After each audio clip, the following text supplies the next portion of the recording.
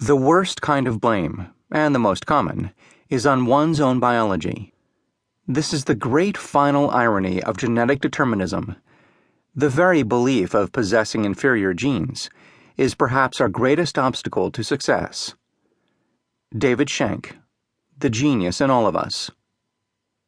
Intelligence is definitely not what most of us had imagined. New Scientist editorial. While watching the last Super Bowl with my son, we got to talking about what it takes to be an NFL quarterback. I explained that it's one of the most demanding positions in any team sport.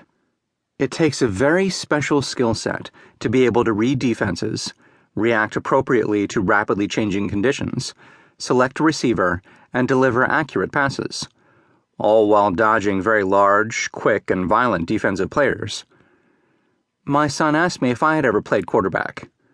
I explained that I never even played football in school.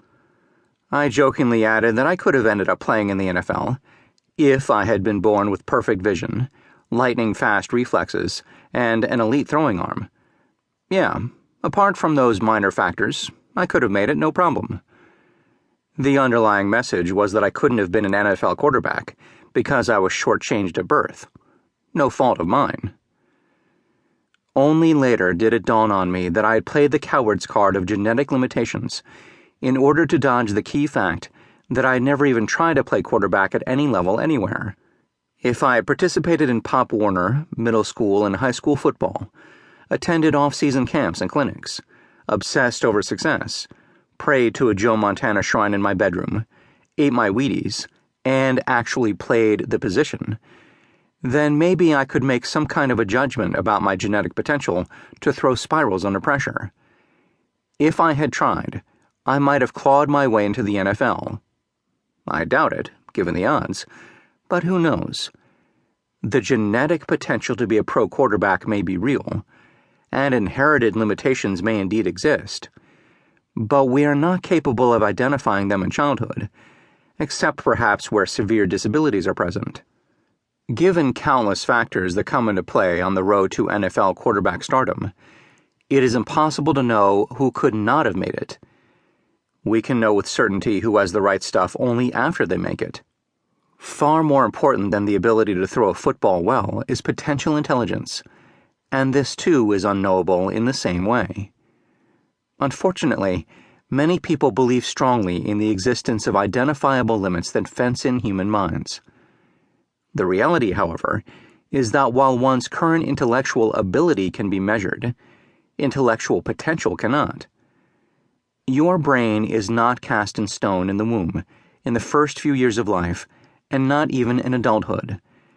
It can change dramatically, based on what it does and what is done to it. Neuroplasticity is a fancy word that refers to the brain's ability to rewire or physically restructure itself throughout life. Much, if not most, of our intellectual destiny is what we make of it and what our environment makes of it. When it comes to intelligence, we are not the passive passengers popular opinion often suggests we are. A most dangerous belief. One of the most destructive myths of all is the one that tells us intelligence is innate and fixed. It has been widely believed for centuries, and still is, that a person is either born smart or not, that education, opportunity, motivation, and hard work can only carry one so far, because most intellectual ability is tightly confined by inherited or genetic restraints. Worse, these limits are believed to be identifiable by a test, a few report cards, or maybe by nothing more than a mere glance at one's physical appearance.